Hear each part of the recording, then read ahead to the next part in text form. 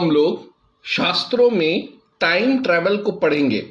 इसके लिए हम लोग का रेफरेंस है शिव महापुराण रुद्र संहिता सती खंड 24.3846। तो चलिए हम उसको पढ़ते हैं। इसमें लिखा है, राम लक्ष्मण नामानो भ्रातरो वीर सम्मतो सूर्य वंशोद्वो देवी प्राज्ञो दशरथ आत्मजो।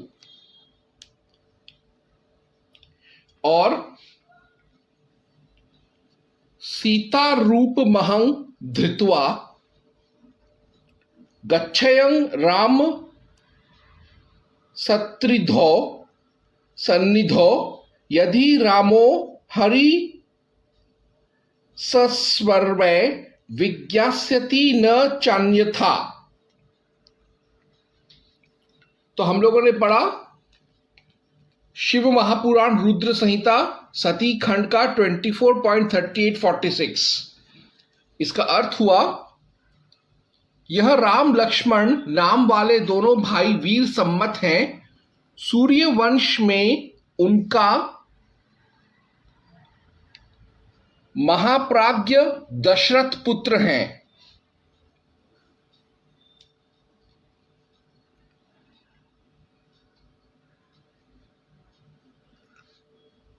फिर मैं सीता का रूप धारण करके रामचंद्र के समीप जाऊं। यदि राम हरि होंगे तो मेरी बात को सब प्रकार जान जाएंगे। दरअसल हम जानते हैं कि सती का अवतरण कृतयुग में हुआ था और उसके 1000 साल बाद जाकर राम का अवतरण हुआ त्रेता युग में।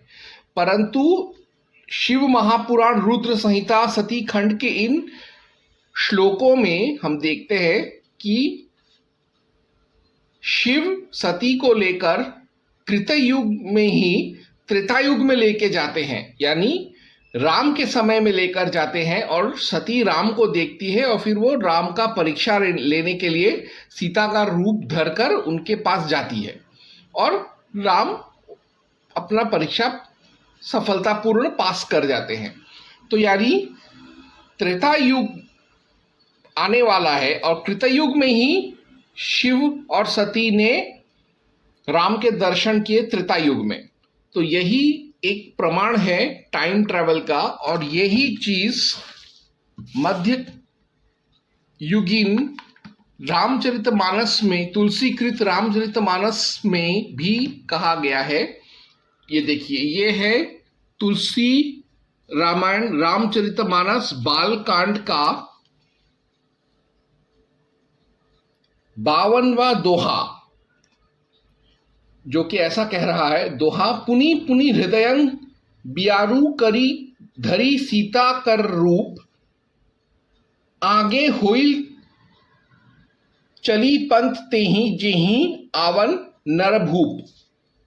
अर्थात सती बार बार मन में विचार कर सीता जी का रूप धारण करके उस मार्ग की ओर आगे होकर चली जिसमें सीता जी के विचारानुसार मनुष्यों के राजा रामचंद्र जी आ रहे थे।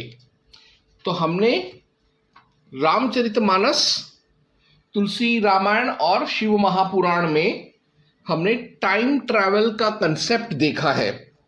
अब आगे हम टाइम डायलेशन का भी कंसेप्ट देख लेंगे, परंतु इसके लिए हमको पढ़ना पड़ेगा भागवत महापुराण पूर्वार्ध 10.13.40। ये इस तरह है, तावदेन्यात्म भूरात्म मानेन तृतीयन हेसा पुरोव दब्दं क्रीडंतं ददृशे सकलं हरिं। अर्थात परीक्षित तब तक ब्रह्मा जी ब्रह्मलोक से व्रज में लौट आए। उनके काल मान से अब तक केवल एक त्रुटि जितनी देर में तीखी सुई से कमल की पंखुड़ी छिदे समय व्यतीत हुआ था, उन्होंने देखा कि भगवान श्री कृष्ण ग्वाल बाल और बछड़ों के साथ 1 साल से पहले की भांति ही क्रीड़ा कर रहे हैं। यानी इसमें ब्रह्मा जो है वो पृथ्वीलोक पर आते हैं, कृष्ण को देखते हैं और वो वापस चले जाते हैं ब्रह्मलोक और फिर वापस आते हैं पृथ्वीलोक। तो इतना समय तो उनके लिए एक कमल के फूल में सुई चुभोकर छिद्र करने के बराबर था। लेकिन जब वो वापस आते हैं तो देखते हैं कि पृथ्वीलोक पर 1 साल गुजर गया है। तो ये हो गया पहला प्रमाण टाइम डायलेशन का। दूसरा प्रमाण हमको टाइम डायलेशन का भागवत महापुराण में ही मिलता है। भागवत महापुराण उत्तरार्ध 10.51.14 to 18 इसमें हमको मिलता है। तो श्लोक कुछ इस प्रकार है। स इक्ष्वाकु कुले जातो मान्धात्री सनयो महान मुचुकुंद इति ख्यातो ब्राह्मणयः सत्य शंकरः स याचितः सुरगणैरिन्द्रियाध्य रानत्मरषणो असुरेभ्यः परित्रस्तैस्तद्रक्षांसोकरो किंचरम लब्धा गृहं ते सह पालं मुचुकुंदम बाहु बाब्रुवन राजन विस्मतां कृच्छ्रद्र भवान्न परिपालनात् नरलोके परित्यज्य राज्यं निहत कंटकम अस्मान् पालयतो वीर कामास्ते सर्व उज्जिझता।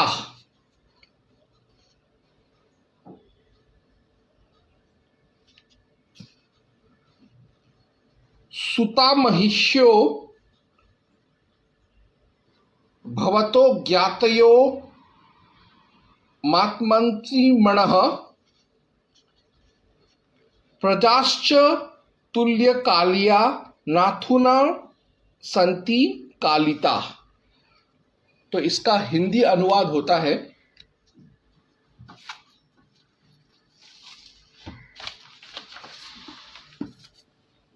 श्री सुखदेव जी बोले, कहते हैं, परीक्षित, वे इक्ष्वाकु वंशी महान महाराजा मानधाता के पुत्र मुचकुंद थे। वे ब्राह्मणों के परम भक्त, सत्य प्रतिज्ञ, संग्राम विजयी और महापुरुष थे। एक बार इंद्रादि देवता असुरों से अत्यंत भयभीत हो गए थे। उन्होंने अपनी रक्षा के लिए राजा मुचकुंद से प्रार्थना की और उन्होंने बहुत दिनों तक उनकी रक्षा की। जब बहुत दिनों के बाद देवताओं को सेनापति के रूप में स्वामी कार्तिकेय मिल गए, तब उन लोगों ने राजा मुचकुंद से कहा, राजन, आपने हम लोगों की रक्षा के लिए बहुत श्रम और कष्ट उठाया है, अब आप विश्राम कीजिए। वीर शिरोमणि, आपने हमारी रक्षा के लिए मनुष्य लोक का अपना अकंटक राज्य छोड़ दिया और जीवन की अभिलाषाएं तथा भोगों का भी परित्याग कर दिया। अब आपके पुत्र, रानियां, बंधु बांधव और अमात्य मंत्री तथा आपके समय की प्रजा में कोई नहीं रहा है। सब के सब काल के गाल में चले गए हैं। यानी ये देखिए, यहाँ पर मुचकुंद के बेटे मुचकुंद जो है वो लड़ने के लिए अब इंद्रलोक चले जाते हैं, देवलोक चले जाते हैं, पृथ्वीलोक छोड़कर। और वहां पे वो जब कई सालों तक लड़ते हैं और जब वो वापस जाने वाले होते हैं पृथ्वीलोक पर, तब देवता कहते हैं कि कुछ वर्ष नहीं, कई युग बीत चुके हैं पृथ्वीलोक पर, जब आप यहां पर थे तब। तो ये भी एक टाइम डायलेशन का ही एक प्रमाण है। तो मैंने आप लोगों को भागवत पुराण, शिव पुराण, महापुराण और रामचरितमानस से टाइम ट्रैवल और टाइम डायलेशन दोनों का प्रमाण दे दिया, जो कभी भी कोई भी वैज्ञानिक या कोई भी धार्मिक या दार्शनिक व्यक्ति या पास्टर या इमाम बाइबल कुरान से नहीं दे सकता। ओम हनुमते नमः।